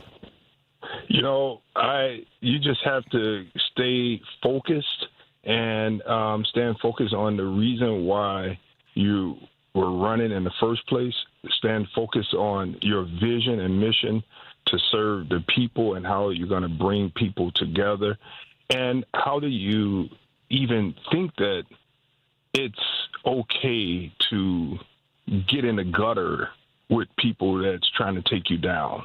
So, I just stayed focused. My mother taught me, once you dig one ditch, you might as well dig two. The other one will be for you. No weapons formed against me shall prosper. And I'm grounded in that. Yeah. Well, you both did a marvelous job of that. And you guys both won handily, I would say. And one of the things that it's kind of a joint question for both of you. Now that you're at this next step, and you said it best, LaShawn, you guys are going to be representing a larger area in terms of the numbers and all that. What are you taking from this race that you're going to then take to Washington to represent those larger districts? And this time we'll start with you, LaShawn. 12 other people that came with their ideas how to best serve the 7th Congressional District. I hope that they will be a part of the fight to move progressive agendas forward so that we as Democrats recognize that we have to grow our tent and build out to make sure that we don't miss the opportunity to protect people's health care and to make college more affordable. It's very, very important that we find a way to unify as a district with all the people that participated in this election. Donna, your thoughts there? Yeah, I'd say that the most important thing across the entire district, because this district is suburban, urban, and rural, so we have really different constituency bases even within the district. I'm focused on making sure that our internal concerns and external concerns are talked about and focused on. I want to focus on consensus building, and that's what it's going to take to build strength within the district, within the Democratic caucus, within what we need to do to reach across the aisle and try to accomplish things, because people are tired of it not working. So we have to make it work. People like LaShawn and I, we know how to build relationships. We know how to bring people together, and that's what it's going to take to make a difference in Washington. Yeah, there's no doubt about that. I think, and I said this to Molly Schneider, who was on, who's running for a state house in Ohio. I said, that's exactly true. And you also got to be ready to draw the line and say, no, I don't agree with that. And I don't need to reach across the aisle. This is what I stand for. How are you guys going to navigate that when it comes your way? Because you know that there are going to be people in certainly from the Republican Party, but there may be even people in our own party that want you to compromise on something that you ran on differently. So, Donna, your thoughts on how are you going to draw that line and say, no, I'm not going there? Yeah, I feel that, I've said this along the way, too. We can come together. We can talk. We don't always have to agree. We can agree to disagree. And we have to know what we're actually voting for. I think a lot of things that are happening now are one-liners that people hear. They don't really know the depth of what's in the legislation. We have to talk about every piece of that, and that's where we know that we can't compromise. We can't say, you want me to do A but give up B, and I never agreed to that. So if that's how we come in and you start that way, you know, how you start is how you finish. And I think that that's also something that I'll come in with that type of, foresight and thoughtfulness. LaShawn, your thoughts?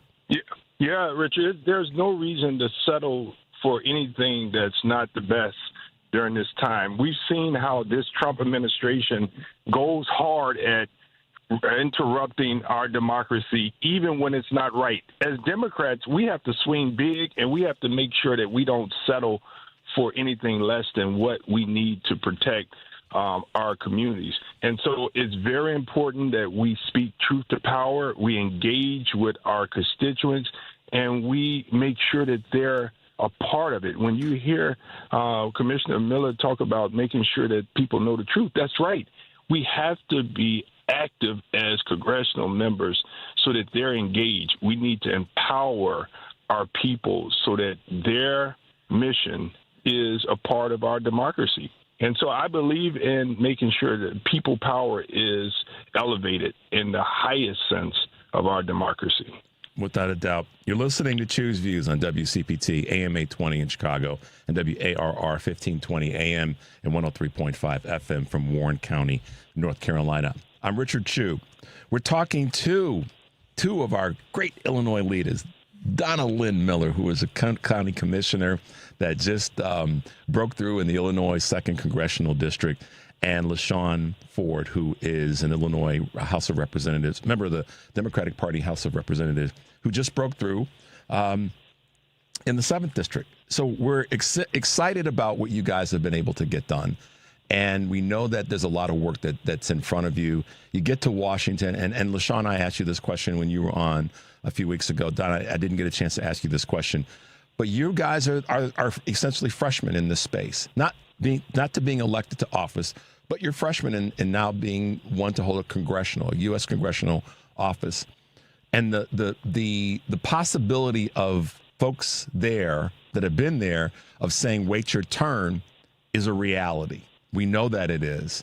So, Ms. Miller, how are you going to handle when someone says, yes, welcome, but wait your turn?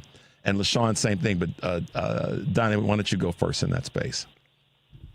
I've heard from so many current members of Congress already who are extending their open arms. They want to work together. So I look at it as a partnership. And I don't think that I've gotten the feeling of wait your turn. I've gotten more the feeling of congeniality, of let's focus on making sure that the Democratic caucus is strong. Let's make sure that the women's caucus is strong, and all the things that that are valuable to me. So I think that it's going to be a work in progress, but I do appreciate process work, and I also appreciate work that is leading towards something, so that we know that we're going to accomplish something that we can point to. That's what's going to make people happy. That's what's going to make people feel like Congress is working. The House is going to flip in 26. Yes. We'll have and so that's what's also going to make people see a change happen, and I think that's what we'll focus on as freshmen. LaShawn, your thoughts there? Yeah, I think that it's very important to note that we both had a reason why we ran, and we didn't run to be put on the bench. And so Congressman Davis knows that I'm ready to fight on day one.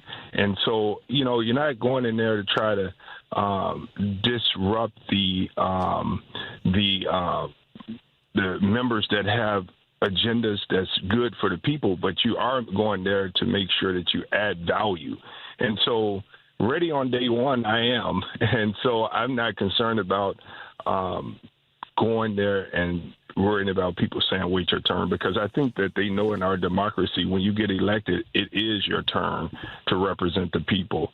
And one thing that I know from my experience is you go with a vision, you go with a plan, and you go with the people so that you're able to have added value to the process. And when you come with added value, I think people welcome you with open arms. Yeah, and I'm excited for both of you in that space. I know you both, and you guys are good people that understand the importance of surrounding yourself with good people. So if there's anything that I would share with you that I hope you continue to do is to surround yourself with good people. Let me ask you guys both something that just dropped, a local issue, frankly, and that's the purchase of the Amtrak yards by the real estate development firm headed by Justin Ishbia, that's purchasing the yards that people are saying might be the potential new location, the South Loop yards for the White Sox Stadium. I'm not sure if you guys heard about this, but it's something that I wanted to ask you both, because it impacts both of the districts directly and indirectly that you guys are representing. I have not heard about it, and I didn't read all of the papers today, but I'm looking forward to learning about that. Donna, if you've heard anything about it, what are your thoughts there? Yeah, I haven't heard that either, but I am proud to say that the 2nd Congressional District represents a large logistical hub. So if this helps amplify that in any way, we have the largest rail system throughout the entire North America and the Midwest. We have the largest transportation system, and I'm going to be working now on getting this South Suburban Airport out here. So anything that helps along those lines and it helps bring economic development to the district, I think has the opportunity to shed some positivity in these areas. Are there committees that you got, to that end, Donna, and to LaShawn, are there committees that you are kind of eyeballing or hoping to be a part of?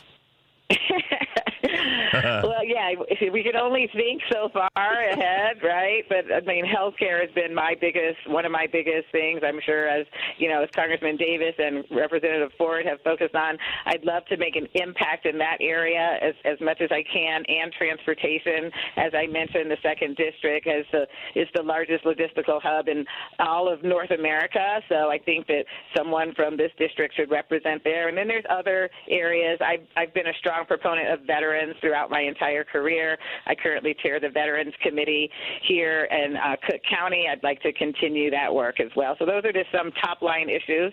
But, I also want to go where I'm needed and where I can add value. LaShawn, what's your wish list?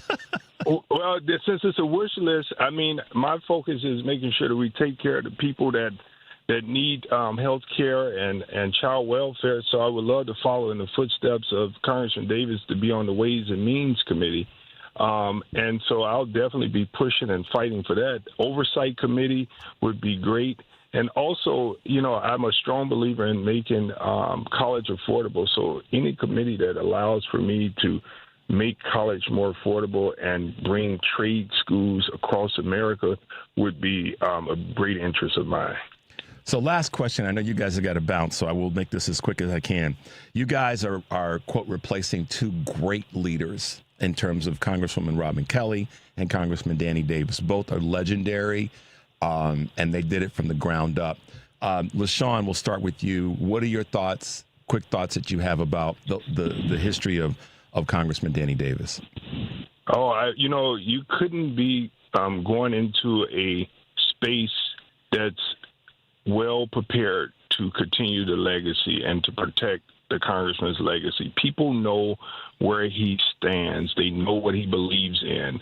And I fit the exact mold. We believe in taking care of those that are without the boat, where you hear people always talking about all boats rise with the tides, but we have people in our district without a chance of rising. So I think that Danny Davis has set a great example, and I look forward to building on his legacy. And I thank him for his years of service and his confidence in my candidacy. Absolutely. What are your thoughts, Ms. Miller, on Robin Kelly, Congresswoman Robin Kelly? Well, Robin Kelly would have made an excellent senator, and I'm happy that she put her hat in the ring for that. I have worked with her for decades on so many of the things that she's championing around public health, specifically related to maternal health. I want to continue that work. Women and girls, she's had a focus on. I've been on her task force for that for many years. I want to continue that as well. She's been the largest advocate for gun violence prevention, and I think that, you know, there's things that we can improve upon, and she can guide me as to what those look like. And she has worked on every level of government, and I want to amplify that work as well, and what that means when you go to Congress, how you partner with every level of government. Coming in as a county commissioner, that I understand that piece of it, and I want to make sure that we're doing what all of the government, what the federal government can do to provide funding to local areas, and I think that she has done an excellent job on that, and I will focus and consistently work on improvement for the people of the 2nd Congressional District. Without a doubt. Well, guys, we've been so honored to have you both with us this morning. Cook County Board Commissioner, candidate for Congress in the 2nd District of Illinois, and Illinois State Representative LaShawn Ford, candidate for Congress in the 7th District of Illinois. Thank you both for being with us. Stay safe, stay energized, and we wish you both all the success that you deserve in these roles that you're going to be taking on. So thanks for being with us this morning. Thank you, Richard. Thanks, to you and your team. Thanks, Richard. All right, guys, be safe. Appreciate your show. Thank you. My pleasure. Talk to you guys soon. Be well. Bye-bye. Take care. Bye-bye. All right. So there you go, guys. Two folks that fought through in very, very competitive races. I mean, what were there? I think more than 8 in each, you know. And I know we'll probably have Melissa Bean on in the weeks to come, hopefully, Mayor Biss and others who won. But these were two of the more competitive, not more competitive, but numerically competitive races because of the number of the people that were there. And they both pushed forward. And I'll just say this, that I've been saying this for a long time. We have a great bench. And our bench is better than theirs. And it's great to see these folks move forward. What I hope happens, and LaShawn touched on this a little bit, and I know because we had limited time, I wanted to ask both of them more about this, is how are they going to use the messaging and the ideas and thoughts from the people that they ran against to strengthen them as elected officials? I think that's critically important because there really wasn't anything bad from any of the candidates that ran. I mean, they were like, you know, opposite on anything necessarily that large. So I'm hoping that they have, I say this respectfully, that they have the courage and the confidence to talk to the other candidates and say, what are some of the things that the people that you talk to that I may not have talked to, that I missed, that I can do to make sure that their needs get served. A good example would be Dr. Peters, who ran against LaShawn. He's really driven in the medical area. I think that it would be to LaShawn's benefit to have him be part of his network, his world. You know what I mean? Because that healthcare is that's not a partisan issue. It shouldn't be. So hopefully, and I'm going to talk to LaShawn about this, Congressman Toomey, about this, because I think it's important to galvanize the people that you ran against, particularly in a primary. And Ms. Miller will probably get the same advice from me. But no, I want to see them succeed. So I say that with all the respect that comes with it. And if you were voting in those districts and the person that you wanted to win did not win, I will tell you, please do not take your toys and go home. Make sure that you show up. And Karen talked about this earlier, that you show up in the midterm elections. And who was it that said this? If you're in an area, a part of the country where you're a pretty solid blue area, I think this was yesterday said this. Brian Lemec said it yesterday. If you're in an area of the country where it's pretty solidly blue, then spread your wings, y'all. Seriously, spread your wings. Find another race in a part of the country. Hell, get involved in Molly's race in Ohio. You know, if you're out in Phoenix and you're, you recognize the importance of Ohio moving back toward purple and then blue, then get involved in Molly's location, and you might be a Democrat that's retired out in Phoenix or somewhere else in the country. That's what we get to do as progressive liberal Democrats. We get to look past the box that any of us may want to put each other in and say, you know what? No, I'm going to get involved. I'm going to be helpful in this process. I'm going to be one of the champions for change. I'm going to be one of those leaders. I want to create a legacy. I want to have an anniversary of the success that I've been able to be a part of. So I'm making a little bit of a pivot. And you guys know how important music is to me and how important the arts are to me. We had Anna Palermo on earlier this week talking about her music work. And today is the anniversary of a music legend's one of his most important bits of music that's impacted all of our lives in one way or another. You've heard these songs somewhere along your life and your career. And, it may have been music that was played at a wedding. It may have been music that was played on a date. It may have been music playing in the background, whatever the case may be. But 50 years ago today, the legendary guitarist George Benson released his album Breezin'. And the guys here were kind enough and talented enough to put together a couple of moments of three of the great songs from that album. The song Breezin', the title song, also the song Affirmation, and the one that you guys probably most recognize is This Masquerade. Let's hit it, guys.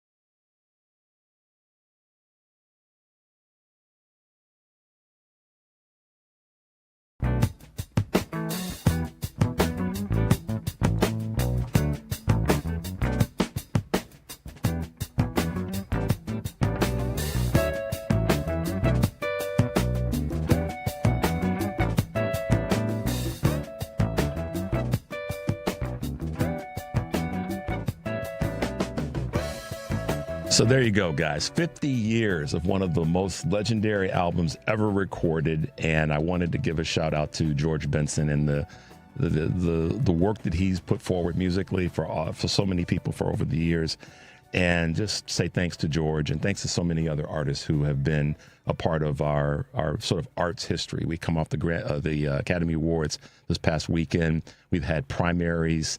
And one of the things that's true at most primary celebrations or election celebrations is music. There's music playing. So anyhow, you guys know how I am. Stay tuned for the Stephanie Miller Show. Take a deep breath and make your life count, guys. We'll see you next week.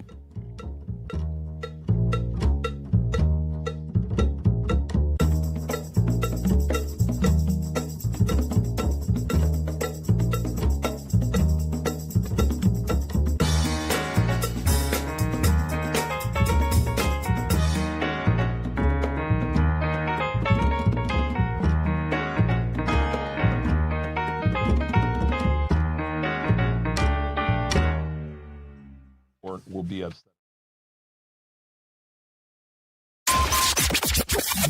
WCPT replay. I worked all day updating my office on what's going on with ICE agents. These are animals. There's video of them tasing a man who was already zip-tied in a vehicle, and they tased him because what? They didn't like the way he was behaving, or he was already zip-tied. Not to mention a 1-year-old who was exposed to tear gas as her parents were running errands, as they were also, by the way, chasing down an 11-year-old girl. I'm not going to say I'm sorry for calling them animals who won't even share their badge numbers, their names, or their faces with us. Spare me for their protection, as though there aren't judges, police officers, FBI, all the different areas of law enforcement and our justice system who do put themselves on the line. We've had judges whose families have been killed in their homes. So you're telling me that an ICE agent is feeling a little bit, are they feeling vulnerable? Keep listening to WCPT 820 because facts matter. Out Chicago. I always like to give Scott a little something on his birthday, and I like to do it on the air. Oh, my goodness. Thank you. There better be a lot of cheese in here is what I'm hoping for. Well, there is. You know the key to my heart is cheese. I am Midwestern through and through. You cut me, I bleed Velveeta. We know. I love it. Catch Out Chicago every Sunday, 11 to 1 on WCPT 820.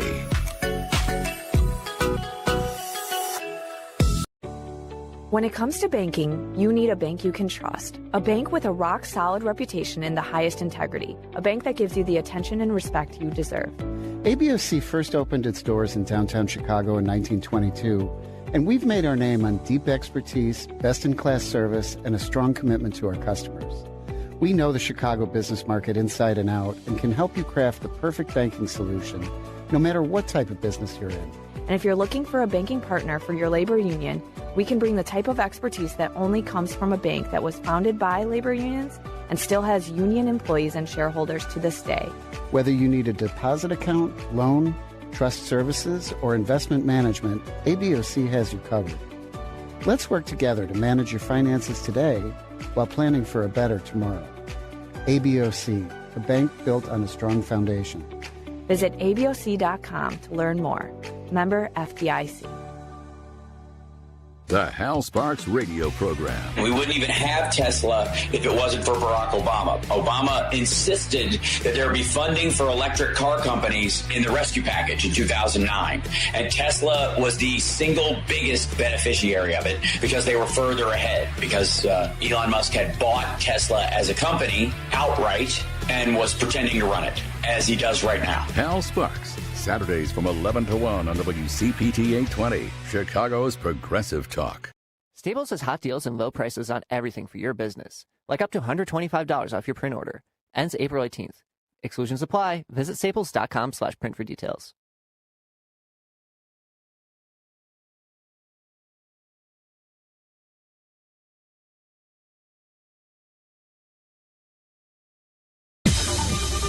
This is 820 AM, WCPT Willow Springs, and streaming worldwide at WCPT820.com. We are Chicago's Progressive Talk, where facts matter. Now, your WCPT 820 weather update. From the Weatherology Weather Center, I'm meteorologist Jennifer Wojcicki. Partial sunshine develops here for today. We'll see high into the upper 60s. Winds out of the southwest around 5 to 15 miles per hour, gusting as high as 20. And then for tonight, we'll have mostly cloudy skies with a low around 39. By Saturday, sunshine, high of 66 degrees. And on Sunday, a slight chance for rain showers, cloudy, high of 63. That's your latest Chicago weather update. Currently, it's 54. This is Chicago's Progressive Talk, 820 AM, WCPT Willow Springs, and online at WCPT820.com, where facts matter.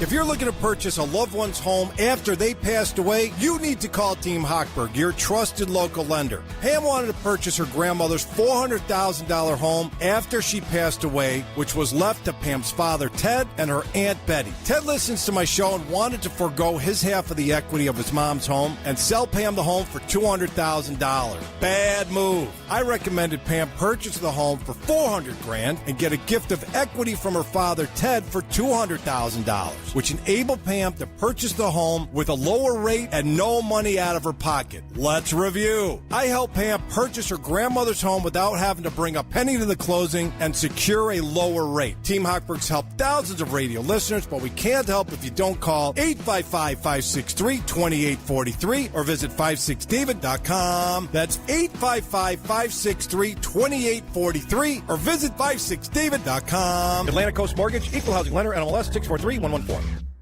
How serious is youth vaping? Irreversible lung damage serious. 1 in 10 kids vape serious, which warrants a serious conversation from a serious parental figure like yourself. Not the seriously know-it-all sports dad or the seriously smart podcaster. It requires a serious conversation that is best had by you. No, seriously, the best person to talk to your child about vaping is you. To start the conversation, visit talkaboutvaping.org. Brought to you by the American Lung Association and the Ad Council. Those headaches and stomach aches your child gets may be migraine. 10% of children and 28% of adolescents have migraine disease. Migraine at School can help. Learn more at migraineatschool.org. As a parent, I know how migraine impacts my daughter's ability to learn. Every child deserves the chance to flourish in school. Visit migraineatschool.org. Sponsored by the Coalition for Headache and Migraine Patients. When you leave the office, catch up on what you missed on the way home with Patty Vasquez. Weekday afternoons from 5 to 7. Because we have so much to talk about every day. Driving it home with Patty Vasquez. And as you would imagine, that would mean that folks want to call in and join the conversation. Only on WCPT 820, Chicago's Progressive Talk. You've been working hard all day and didn't have time to catch up on the news during work. And that phone just wouldn't stop. We've got you covered. Joan Esposito, live, local, and progressive. We will fight as many places and as many times as it takes to get this power back. Joan Esposito, afternoons from 2 to 5 p.m. WCPT 820. Get ready, Chicago, to ignite your mind and spark the conversation. Introducing The Lightning Strike, a bold new talk radio show that challenges the status quo and empowers you to think critically. Join host Mohammed Fahim every Sunday morning from 9 a.m. to 10 a.m. on AM 820 WCPT as he dives deep into the most pressing issues of our time. From politics to social justice, environmental issues to technology, no topic is off limits on The Lightning Strike. The Lightning Strike, where ideas collide and minds are electrified. Sunday mornings will never be the same again. Choose Views with Richard Chew. So here's what I've been recommending to politicians, to candidates for a while. Yeah, state the obvious. This is messed up. This is a problem. Here's what I stand for. Here's what I'm going to do about it. And here's how you're going to benefit from it. It shows that they understand. They see what's happening. They put themselves in the cauldron of what it will take to fix it. And then who's going to be the person that's going to reap the benefits of that activity. Richard Chew, weekday mornings at 6 on WCPT 820. The Sports Cubicle. Economics professor at Smith College, Massachusetts, Andrew Zimbalist. When Chicago is approached, or Illinois is approached for new public funds to build yet another stadium, it shouldn't be, hey, this is going to be an economic boon for the city. It's not going to be. It should be, how much is it worth to us culturally to keep these teams here? The Sports Cubicle with Mike Mercado, Devin Tingle, Dan Marver, and Paul Shavari. Sunday nights, 9 p.m. on WCPT. The Sports Cubicle. I could say the Bears' all-time leading scorer. I could say 18-year NFL veteran. But for now, I think I'll just say he's the head coach at Rolling Meadows. He's Robbie Gold. What made you go from playing football to coaching? I was coaching at another high school. Fell in love with coaching. Football is a part of who I am, but it's also an opportunity for me to be able to give back and give these kids an opportunity at Rolling Meadows High School to understand what they could do as a group. The Sports Cubicle. Sunday nights, 9 p.m. on WCPT. You're listening to WCPT.